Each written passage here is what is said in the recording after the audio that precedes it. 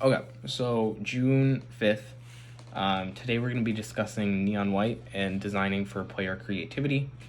So just hopping right into it, he mentions some stuff about how to design specifically for levels, but it's sort of half-baked, at least in my interpretation of it, so I'm going to go past it. One thing he did say is that Neon White is a game about optimization, and when you optimize, you can get stuck on trying to get this one path down super well and hoping that'll be the best route. Something Neon White does to break up that tunnel vision of optimization or tunnel vision of one specific path is it adds in collectibles. And these collectibles are placed in such a way that you have to go out of your way to get them, which causes you to see the level in new ways. So by using collectibles to encourage the player to explore the level, thereby connection encouraging or allowing for the discovery of new paths for the player to then optimize. So then the actual creation of a stage within Neon White is actually kind of interesting. I haven't heard of like anything done like this, but to start, clear goals are made for what the level is supposed to teach the player or do for the player, right? So if you make a level that is supposed to introduce an enemy and teach a mechanic, you need to base your level around those two things, that enemy and that mechanic. And hopefully there's some interplay between the two that will make your level easier to design, but if not, it's still important to get that mechanic and that enemy down, because going forward, obviously, they're going to be interacting with that enemy more. And then he did say that encounters were made in isolation, then assembled to make the entire layout of the level, right? So what does that mean? So that means, like, imagine I have an area where there's 5 enemies. I'm going to design that area with 5 enemies first, and then an area with 2 enemies, and then an area with 3, and then an area with 1. I'm going to design all those areas, sort of like, imagine them like their own Lego pieces or parts of a Lego set, and then you're going to combine them all together and then fix them up like that, right? So the cool thing about that is doing it like that means, first off, your level layout is very modular, right? Each encounter is its own piece of the level that you can really just move as you want. And since there isn't like an inherent connection between them, it makes it super easy to make edits to the level that can then lead to newer paths to be created.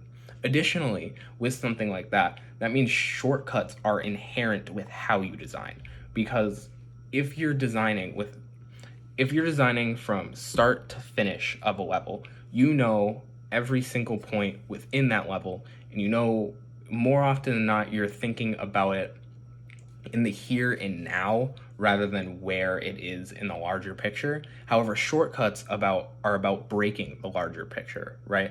So if you're carefully crafting each individual piece like you do with linear design, or not linear design, or like straightforward, I guess, where you're starting from the start of a level to the end, then that really doesn't allow the player to break it as easily.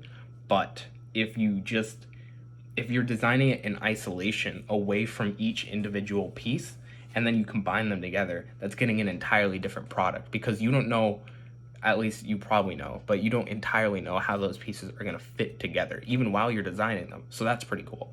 But yeah, that was one thing he mentioned that I thought was really interesting. He also laid out some general rules for how to just make lever better. It was specifically to allow for better how to encourage speed. So the player always knows where to go. That was one rule. Direction is important. We talked about it like forever ago, but the player needs to go where to go. It was a principle of game design. The player always has the right tool for the next encounter. Obviously, you don't want to send the player in with a bat when they need a gun, so it's important to equip the player with the correct tool and give them the option to use it. Obviously, like if they don't want to use it and they find some other way, good for them. There is at least one non-trivial shortcut. So what does trivial mean? Trivial means trivial means it's like if I have 2 paths but they both lead to the same direction, just because one would be considered the main path and the other would be considered a shortcut, there's not like a real difference. If that bridge led all the way down to a different platform that was later in the level, that would be a significant shortcut. And it would be probably considered non-trivial. That's what I'm assuming he means by this, but I could be entirely wrong. Shortcut paths cannot be hidden. This is important with one of the earlier things where the player should know where to go, and also just like it allows for speed. So in terms of cannot be hidden, that means like you can't hide it with foliage. It can't be a hidden wall. You can't be blocking it with boxes. The shortcut has to be obvious enough for the player that they can figure it out through multiple playthroughs and not look up a walkthrough. And the shortcut path must only use cards from the main path. So what that means is that if I didn't go to a shortcut earlier and then I hop back on the main path, but then I notice a new shortcut, I'm not going to be able to get to it because I didn't go to that shortcut, you know? Like, you should be equipping the player to be able to shortcut your game by just doing the main stuff. And then another thing you talked about, so for Neon White, if you don't know, cards are both weapons and abilities. So there's a pistol card that you can shoot 6 times and then it discards, or you can dash with it and it discards immediately, right?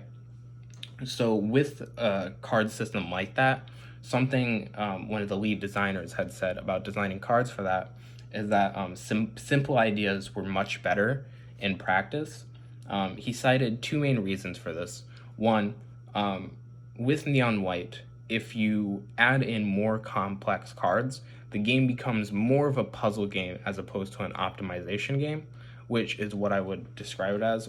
Optimization essentially just means you're trying to get better and better in faster and faster times, right? Faster and faster times, I would say, is the key one there. Simple ideas that can be versatile in use. So that just means simple ideas that can be used many different ways. Think about how many ways you can use a dash. Clever ideas, also complicated level design, which is another thing he said. Neon White's level design is based around pretty simple parkour abilities: jump, dash, double jump, like dash through walls, ground pound, all that stuff. But they feel so much better because you are costing something and they get you so much within each situation. So that's it for June 5th. We'll run this back tomorrow, or I guess today, June 6th.